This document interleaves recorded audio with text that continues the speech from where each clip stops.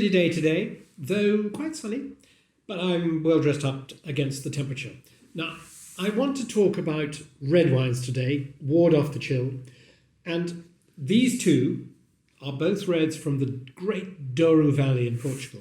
The Douro River is one of Portugal's two greatest rivers. It rises in Spain as the Douro and carves its way through the rocky landscape of northern Portugal until it comes out into the Atlantic just beyond the city of Porto. And as well, of course, of making port wine, they also now make, the producers there, they make some wonderful unfortified wines. These both come from houses which are very well known for their ports, but who have also discovered that they can make these splendid unfortified red wines.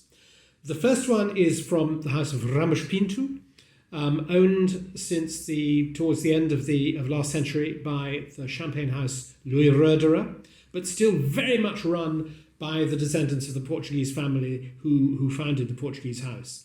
And it's made from duas quintas, it's called, because it comes from the grapes come from two particular estates. There's the Quinta dos Poncharas and the Quinta de Erva Moira. Erva Moira is really, it's very close to the border with Spain. It gets very hot, very dry in the summer.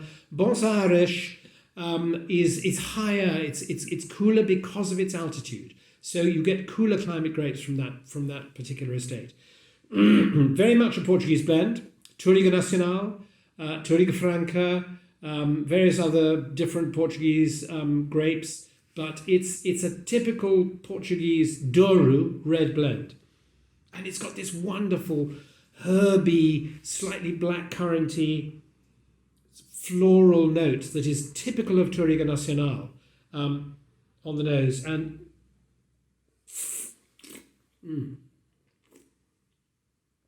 same on the palate. This lovely freshness, good acidity.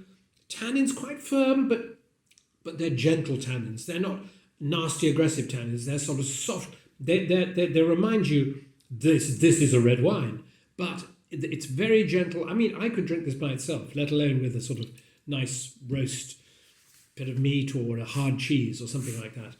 So lovely wine. It costs between 11 and 13 pounds from good independent wine merchants, and it's a really good typical Douro red. The second one comes from Quinta Noval, one of the great port estates of the Douro Valley, and who have also discovered that they too can make good unfortified red wine. This is their second wine, Cedro de Noval, named after a wonderful cedar tree which stands just outside the house on the estate. And whereas this one, if you look very closely, I don't know if you can, this is a Douro. This comes from the Douro dock. This says on the label, Vinho Regional Douriense, which means that it comes from the Douro, but there's something about it which doesn't obey the laws that have to be followed to make an actual DOC Douro wine. And in this case, you've got 60% of Touriga Nacional, fine, but then you have 20% of Syrah. And that, although it's permitted to be planted, you can make wines out of Syrah in the Douro, but you can't then call that wine Douro. So that's why it's called Vinho Regional Douriense. But it's a lovely wine. It's very polished, very smooth. It has that herbiness from that Touriga Nacional that we found in the Duas Quintas.